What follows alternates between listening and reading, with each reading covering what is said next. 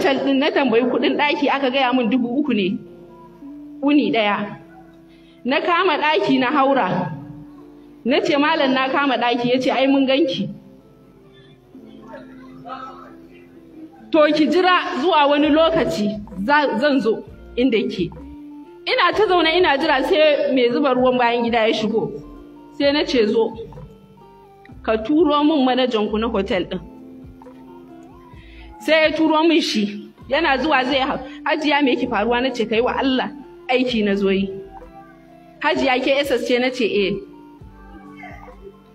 Na ce akwai mutanen da muke zargi a hotel ɗin nan, amma ina so don Allah ka bani haɗin kai mu kama su. Ya ce to ba damuwa. Ya ce kuɗin hotel ɗin ki ma za a mayar miki, na ce duk wannan daga baya ne. Yana ta mun monitoring sai suka kira ni a waya suka ce ga account sun turo in je in tura 20,000 kafin nan a mun aiki. Wallahi haka na tura naira 20,000 din nan a cikin kasada. Da na tura kuɗi suka ce kuɗi ya shigo, da a aika kasuwan kaji, da a siyo agwagi saboda da 'yan ruwa aka mun asiri kuma ga ciki a jikina. Amma ya yarda cewa ba na aihuwa, ya yi istihara duka ya gani, har ya gaya min wanda ta mun asirin ma, har da kanwar mijina. Ina gaya muku wannan labari daga ƙarshe dai uni guda tun safe nake nan wallahi har ƙarfe 5 na yamma. Ya ce min sun je su Darazau cin kasuwa, motarsu ya ɓaci, yana hanya. Na ce malam ina jiran ka, amma ka san dai nan hotel ɗin talakawa ne kuma babu security, ba zan iya kwana ina matar minista a nan ba. Da ka sani da ka banni na je na kama hotel ko a Zaranda ko gidan wani ɗan uwana a GRA.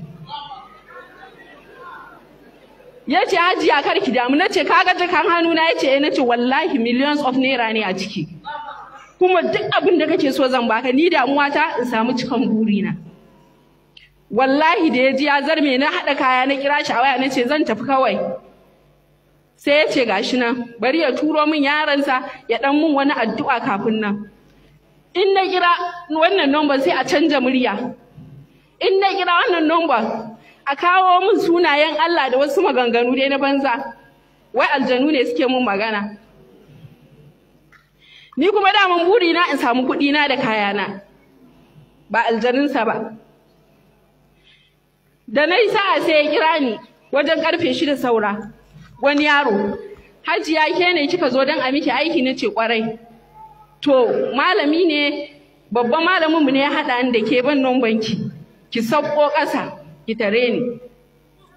Na sauko, su kuma security da nake tare da su suna can bakin hotel suna kallon ikon Allah. Ba na waya da su, text nake musu. Ashe ɗakin da ke kusa da ni wallahi duka na 'yan phone night ɗin ne, duka sun kama, ɗakuna 7 suke da shi. Ina sauka suna kallo na, sai in ga wasu different mutanen da ban yarda da su ba. Da na sauka sai ya kira ni, sai ya ce min in shigo ta cikin masallacin hotel din in kama gaba gabar. In na kama sai ya ce a'a ki juya kuma ki dawo waje. Duk ban gaji ba, ban ci komai ba. Daga baya sai ya nuna min zahiri ga inda yake, na hango wani dan matashi da bakin jallabiya. Sai na sa waya, kaman ba waya yake ba, waya yake. Sai na hajiya na ganki dan taho. Ina zuwa he na ce kai ne? Ya ce wallahi he ne chap na kuma nan ɗinsa. Sai na murɗa hannun shege. Mana 200,000 fa, kuma a dashe ne, kin san da ya nasara?